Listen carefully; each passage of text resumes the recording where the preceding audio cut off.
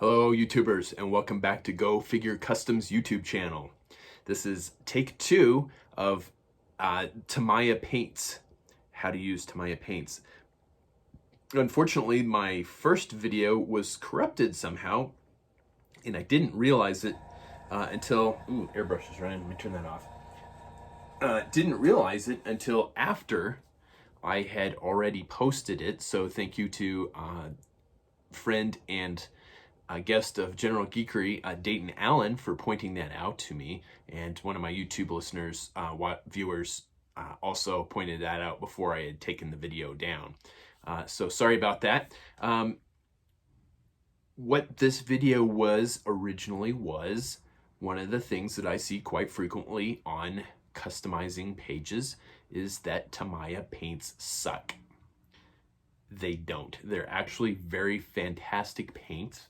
They're just very temperamental compared to paints that you might be used to using, like Model Masters and Tamiya, or I'm sorry, not Tamiya, Games Workshop Citadel paints. Those are very easy paints to use. There's not much to it. The Tamiya paints, however, need a little tender loving care. First off, Tamiya, most of the time you shake paints to mix them up before you use them. Unlike a James Bond martini, you don't shake these. They need to be stirred. So here is a $12 Badger paint stirrer. You can get it off of Amazon or at any of your local like gaming stores. Anywhere that sells paint probably will have this. Probably not like your big box store hobby stores, but your little independent hobby stores, anywhere that sells like Warhammer miniatures, they're gonna have one of these. It's like 12 bucks. This is the second one that I've had in about 15 years, so they last a long time. So stir them before you use them. And for kind of I want to say more advanced users, but having had this for a couple months, it's not really an advanced skill. I mean, it can be, but an airbrush. I don't do anything very fancy with mine other than lay down base coats right now. And it saves me a shitload of time, quite honestly. And Tamiya paints run amazing through an airbrush. Little tip and trick is I use 4 drops of thinner and 4 drops of airbrush flow improver, and those are by Vallejo. And then I mix them in the barrel with a paintbrush that has a very long bristle, and I just mix them up and then I spray them. And then I make sure I clean my airbrush very thoroughly after each time I use them. So Tamiya paints run fantastic through an airbrush. Keep in mind, airbrush lays down very light coats, so you might have to do multiple coats. And I've noticed that I get some paint rubs with airbrush paint, so I've started sealing my figures now. And that's a whole nother topic for a whole nother video at another time, is sealants.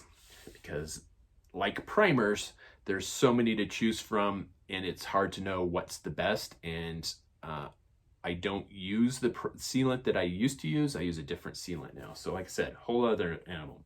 So if you don't have an airbrush and you just want to just paint these, you do need to stir them, let them set a minute because they will bubble up, and then start painting with them. Now, primer is really handy because on the harder plastic, a lot of times the Tamiya paints will just smear. If you start smearing the Tamiya paints, stop what you're doing and let it dry completely. This is a very hard thing, even for me, even after all these years, when I start smearing the Tamiya paints, just to stop, go work on something else and let the paint dry completely. Then go back and repaint it with another light coat. That will alleviate the smearing problem a lot of people have with Tamiya paints. Another complaint I hear is that they go on very thick. Again, an airbrush will help with that by laying down lighter coats. And you can thin them out with a little bit of water, which is what I do. I'll get a little palette.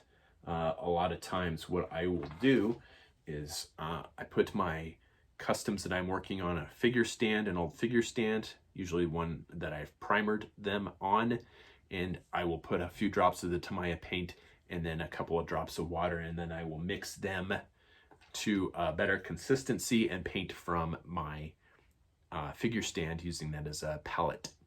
That will help with the Tamiya paints as well. Tamiya paints are fantastic because they have a lot of realistic military colors that you just don't tend to see in other lines.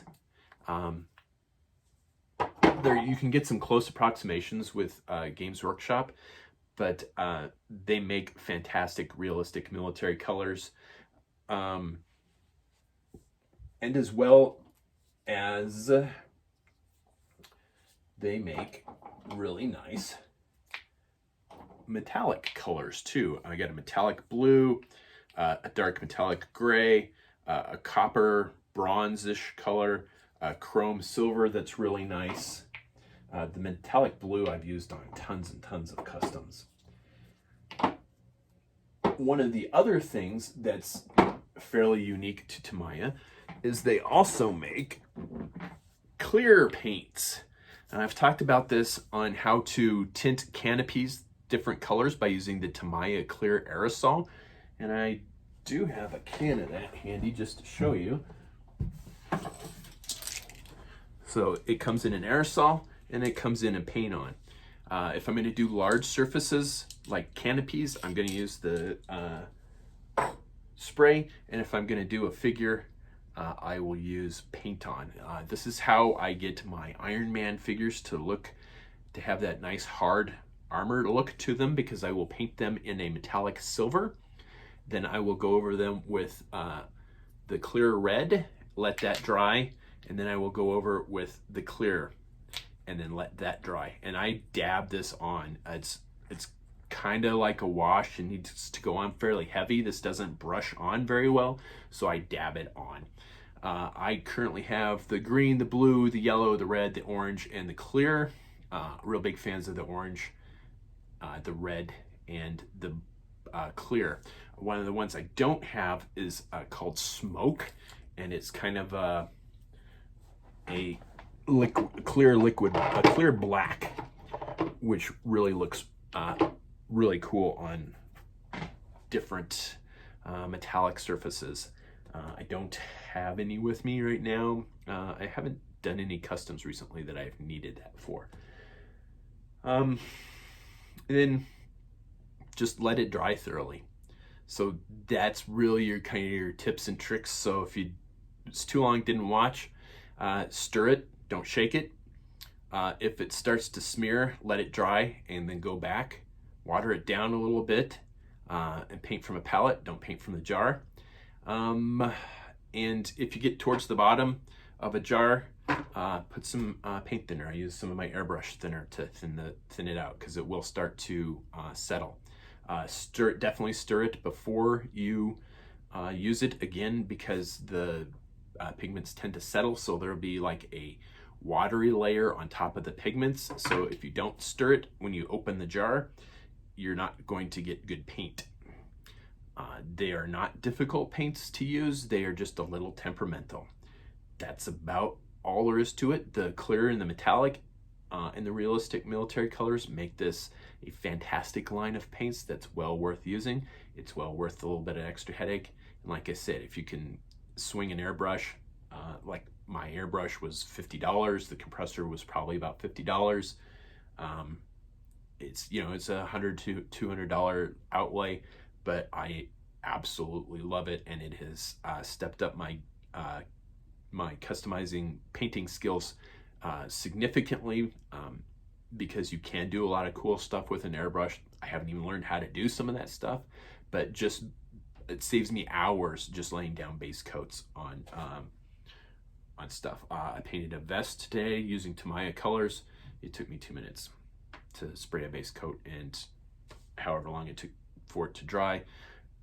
Cleaning time on the airbrush and painting still would have been significantly less time than to paint it by hand, and the paints like I said, that through an airbrush, lay down a nice thin coat so it doesn't look like that melted crayon, that melted crayon effect of your paints being too thick that I've talked about in other videos. Hopefully that this video, you will have found that information helpful, useful, and will give Tamiya Paints a try, because I think you'll like them.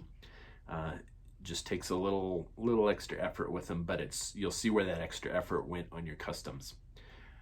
Thank you for watching. Comment below, like, share, subscribe, comment, all those fun social media things.